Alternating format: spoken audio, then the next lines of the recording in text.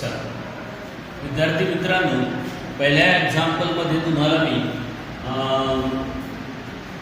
या soul ट्रेडरच्या final अकाउंटमध्ये गणितामध्ये कशा आपण त्यांना कुठल्या टर्म्स कुठल्या अकाउंटमध्ये जाणार याबद्दल तुम्हाला मी सूचना दिल्या होत्या. आपल्याला ते ओळखता आलं पाहिजे की कोणतं पद ट्रेडिंग अकाउंटमध्ये जाते, कोणतं पद प्रॉफिट अँड लॉस अकाउंटमध्ये जाते, कोणतं पद बॅलन्स शीटमध्ये जाते. त्यासाठी आपण सायंटिफिक बेस जो आहे, जसं डायरेक्ट रेव्हेन्यू एक्सपेंडिचर असेल तर ट्रेडिंगच्या डेबिट बाजूला जातात, इनडायरेक्ट रेव्हेन्यू एक्सपेंडिचर असेल तर प्रॉफिट अँड लॉस अकाउंटला जातात, आणि डायरेक्ट कॅपिटल एक्सपेंडिचर असेल तर ते ॲसेट बाजूला जातात. याच्याच अपोजिटमध्ये इन्कमच्या बाबतीमध्ये ठरत असते की डायरेक्ट रेव्हेन्यू इन्कम जे असतात ते ट्रेडिंगच्या क्रेडिट बाजूला जाणार, इनडायरेक्ट रेव्हेन्यू इन्कम असेल ते प्रॉफिट अँड लॉस अकाउंटच्या क्रेडिट बाजूला जाणार, आणि कॅपिटल इन्कम असेल तर त्या सगळ्या लायबिलिटी बाजूला जातात. आणि म्हणून त्याच्यासाठी आपण तिकडे बघा, हे सगळ्यात पहिले मी वर दिलेलं आहे in the books of Vandana trading and profit and loss account. इथे आपले दोन्ही एकत्रच अकाउंट बनवणार आपण, trading and profit and loss account. तर फॉर द इयर एंडेड असतात हे जो अकाउंट असतो, दोन्ही ट्रेडिंग अकाउंट आणि प्रॉफिट अँड लॉस अकाउंट, हे फॉर द इयर एंडेडसाठी त्या वर्षाला समाप्त होणाऱ्या वर्षासाठी असेल. आणि म्हणून इकडे बघा, ही डायरेक्ट ट्रेडिंग अकाउंट पहिले सुरू होणार, मग इकडे प्रॉफिट अँड लॉस अकाउंट सुरू होणार. तर ट्रेडिंग अकाउंटच्या डेबिट बाजूला मी बघा इकडे दिलेलं आहे की डायरेक्ट रेव्हेन्यू एक्सपेंडिचर, त्याला आपण टीडी इथे त्या पदांना आपण ज्या पदांना टीडी लिहिलेलं आहे, टीडी म्हणजेच ट्रेडिंग अकाउंटची डेबिट बाजू, आणि या बाजूला बघा डायरेक्ट रेव्हेन्यू इन्कम टीसी म्हणून ट्रेडिंग अकाउंटची क्रेडिट बाजू असेल तर ते या बाजूला पद येणार. ओके, आता आपण ज्या पदांना सगळ्यात पहिले आपण टीडी लिहिलेले आहे ते इथं मांडायचे आहे, आणि जे पद आपण त्याला टीसी म्हणजे ट्रेडिंग अकाउंटची क्रेडिट बाजू ते इथं पद मांडणार. सगळ्यात पहिले पद मांडत असताना सगळ्यात पहिले सुरुवात करायची असते तर ती असते बघा, त्याला लिहिलं आहे ओपनिंग स्टॉक.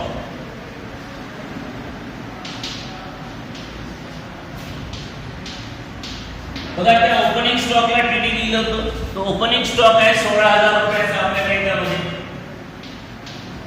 त्यानंतर दुसरं पद होतं परचेसचं, त्याला पण आपण टीडी लिहिलं होतं. बघा, टीडी लिहिलं होतं परचेस, परंतु ह्या परचेसचं क्रेडिट बाजूला परचेस रिटर्न होतो. बघा, क्रेडिट बाजूला परचेस रिटर्न होतो, ते होतं 3,700, आणि परचेस होतं आपलं 37,900.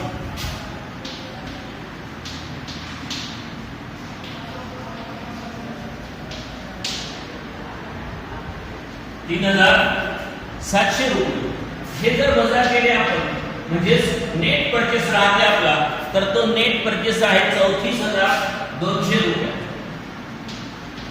मग यानंतर टीडीची अजून काही पद होते ते आपण इथं लिहिणार. ज्या पदाला आपण टीडी लिहिलेलं आहे तर ते आहे पद बघा, वेजेस आहे, कॅरेज आहे आणि ऑक्ट्राय ड्युटी, असे 3 पद आहे टीडी वाले.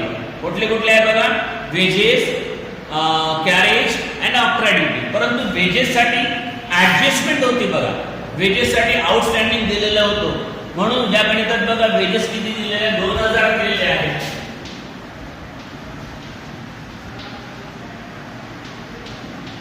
यामध्ये आउटस्टँडिंग वेजेस आहे तुमचं 500 रुपये, एकूण 2,500 येणार आहे. त्यानंतर येणार कॅरेज, आणि मग येणार ऑक्ट्राय ड्युटी. कॅरेज आपल्या उदाहरणात बघा किती आहे, तुमच्या उदाहरणात 2,500, आणि ऑक्ट्राय ड्युटी आहे 800 रुपये. ही झाली तुमची डेबिट बाजू, ज्याला आपण टीडी लिहिलेलं होतं. आता अशाच प्रकारे टीसी मध्ये जास्तीत जास्त यामध्ये टीसी म्हणजे क्रेडिट बाजूला डायरेक्ट रेव्हेन्यू इन्कम हे 2च प्रकारचे असतात. एक आहे तुमचं पहिलं साधारणतः सेल्स, याला बघा टीसी लिहिलेलं आहे. सेल्स आपल्या उदाहरणात दिलेला आहे 65,800 रुपये. त्यामध्ये सेल्स रिटर्न डेबिट बाजूला होता आपल्या उदाहरणामध्ये, सेल्स रिटर्न आहे 800 रुपये.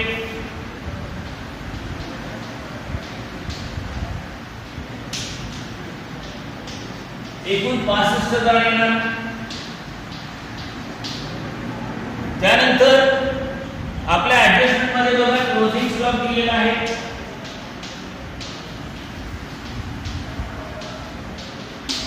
क्लोजिंग स्टॉक त्याला टीसी लिहिलेला आपण 21,000 रुपये. अशा प्रकारे टीसी चे सर्व पद इथे मांडले आणि पीडी चे सर्व पद इथे मांडले. आता क्रेडिट बाजू ही जास्त असणार नेहमी, याचं फरक जे असते ते डेबिटला येणार, याला क्रेडिट बॅलन्स असे म्हणतात. क्रेडिट बॅलन्स हे ग्रॉस प्रॉफिट असते आणि समजा डेबिट बाजू जर जास्त असेल तर ते क्रेडिट बाजूला येणार, त्याला डेबिट बॅलन्स म्हणतात. डेबिट बॅलन्स हे ग्रॉस लॉस असतात. तर या उदाहरणामध्ये क्रेडिट बाजूला जास्त असतात आहे पद, तर ती पद किती आहे बघा, त्याची बेरीज करू आपण. क्रेडिट बाजूची ते आहे 86,000 रुपये बेरीज येणार.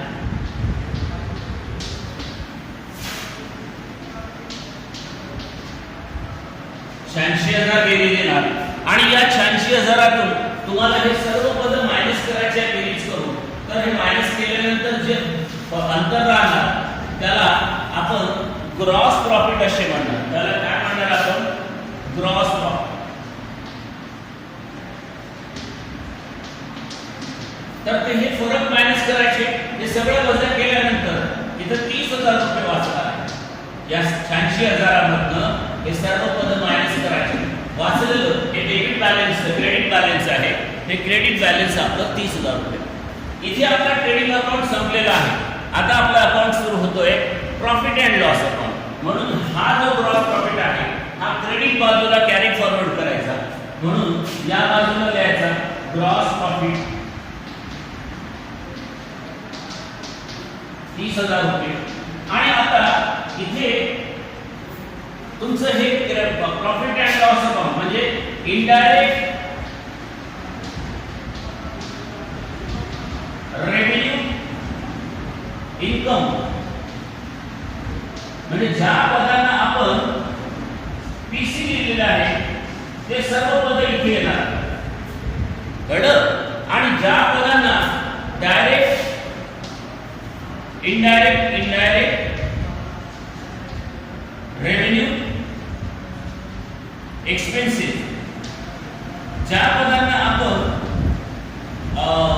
इनडायरेक्ट रेव्हेन्यू पीडी लिहिलेलं आहे ते सर्व पद इथे येणार. म्हणजे पीडी चे पद इथे येणार आणि पीसी चे पद इथे येणार. ओके. तर पीडी चे पद लिहित असताना सर्वात प्रथम आपण कधीही सॅलरी लिहायची असते. काय लिहायचं असते? सॅलरी. आपल्या उदाहरणात सॅलरी दिली आहे बघा, 11,000 रुपयाची सॅलरी दिलेली आहे आणि 1,000ची सॅलरी आउटस्टँडिंग म्हटलेली आहे. म्हणून इथे लिहा तुम्ही सगळ्यात पहिले सॅलरी 11,000 रुपये प्लस आउटस्टँडिंग सॅलरी 1,000 रुपये असे मिळून 12,000 झाले. आता या उदाहरणात बघा जे पद, आता ज्या पदांना सॅलरी झालं, बाकीच्या पदांना ज्यांना पीडी लिहिलेलं आपण ते सर्व पद इथे मांडायचे आहे. ते कुठले कुठले आहे बघा. ऍडव्हर्टाइजला आपण पीडी लिहिलं होतं, डिस्काउंटला आपण पीडी लिहिलं होतं, इन्शुरन्सला आपण पीडी लिहिलं होतं आणि ऑफिस रेंटला आपण पीडी लिहिलं होतं. असे 4-5 पद आहेत. सगळ्यात पहिले काय आहे सांगतो बघा, ऍडव्हर्टाइज.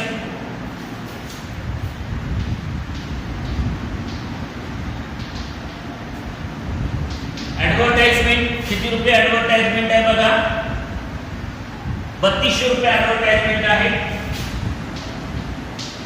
त्यानंतर पीडीचे पद कुठले आहे? डिस्काउंट आहे,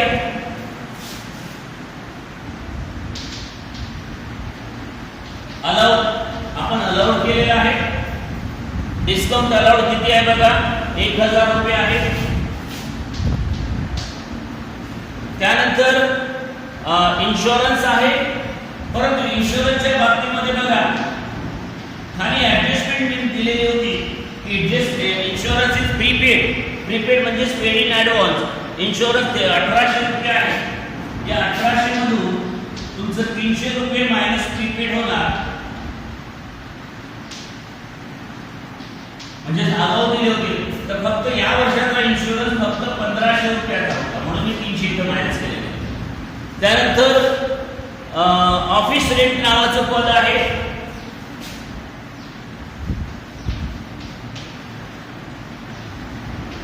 ऑफिस रेंट नावाचं पद ते किती आहे? 3200 रुपये.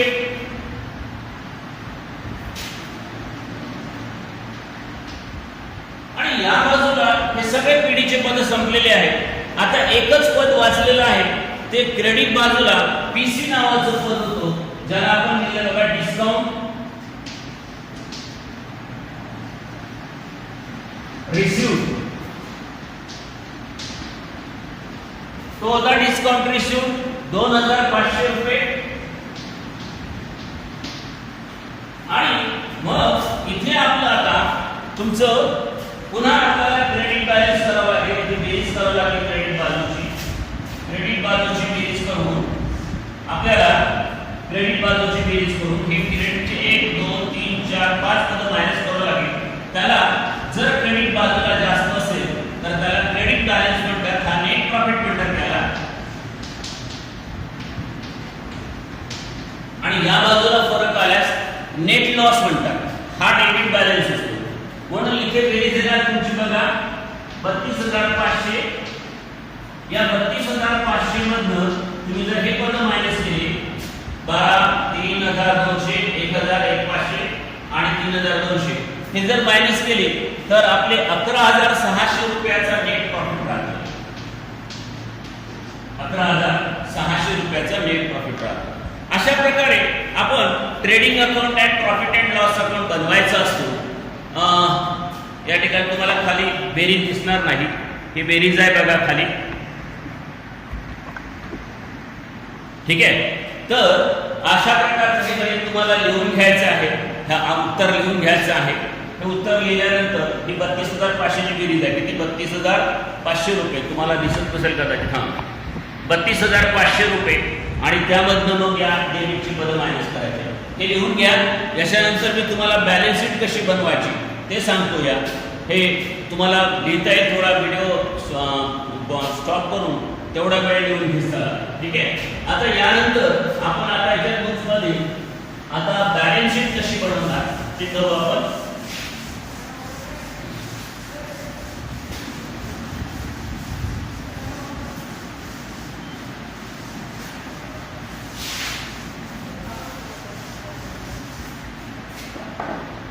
तेच in the book of Vandana balance sheet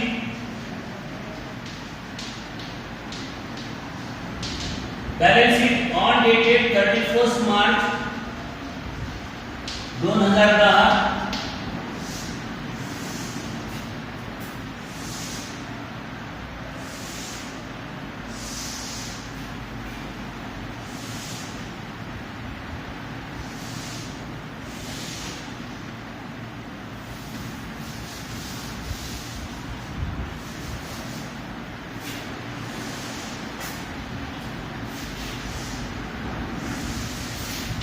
ठीक आहे.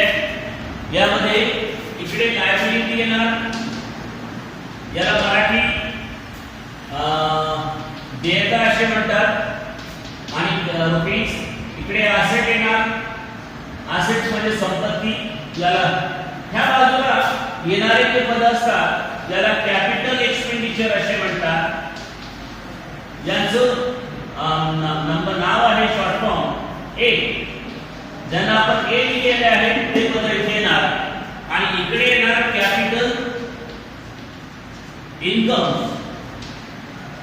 ज्याला इथं येणार एल वाले पद या बाजूला. या एल मध्ये सगळ्यात पहिले आपल्याला लिहायचं असते तो लिहायचा असतो कॅपिटल. आपल्याकडे बघा कॅपिटल किती दिलेलं आहे. क्रेडिट बाजूला मिळणार हे पद तुम्हाला. तुमच्या उदाहरणात कॅपिटल दिलेलं आहे 55,000 रुपये. ते आत लिहायचं, कारण प्रॉफिट नेट प्रॉफिटमुळे हा कॅपिटल वाढतोय.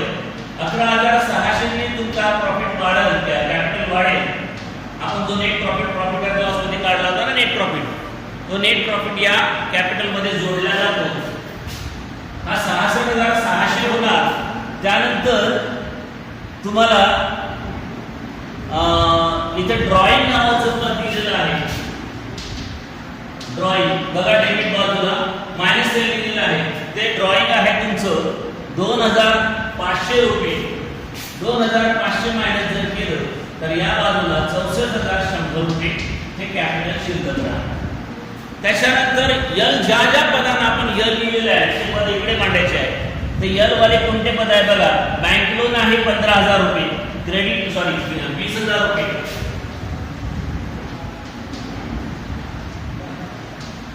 क्रेडिटर आहे 15,000 रुपये. त्याच्यानंतर यल त्याला दिलं होतं बघा आपण बिल्स पेएबल आहे 8,000 रुपये.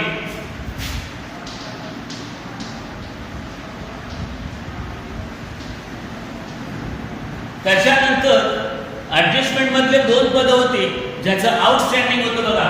आउटस्टँडिंग सॅलरी, ज्याचं शॉर्ट फॉर्म लिहितो मी, आउटस्टँडिंग सॅलरी आणि आउटस्टँडिंग वेजेस असे 2 होते ऍडजस्टमेंट मध्ये. डबल एंट्री मध्ये सॅलरी आउटस्टँडिंग होती तुमचं 1,000 आणि वेजेस आउटस्टँडिंग होतं 500.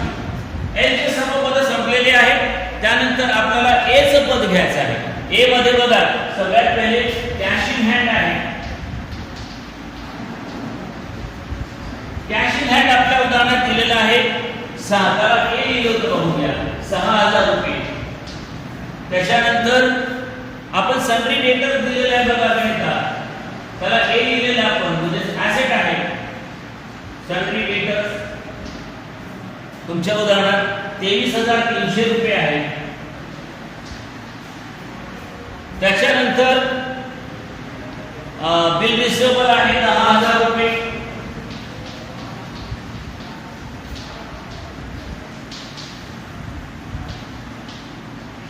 त्याच्यानंतर मशिनरी आहे त्याला ए लिहिलेलं आहे 40,000 रुपये.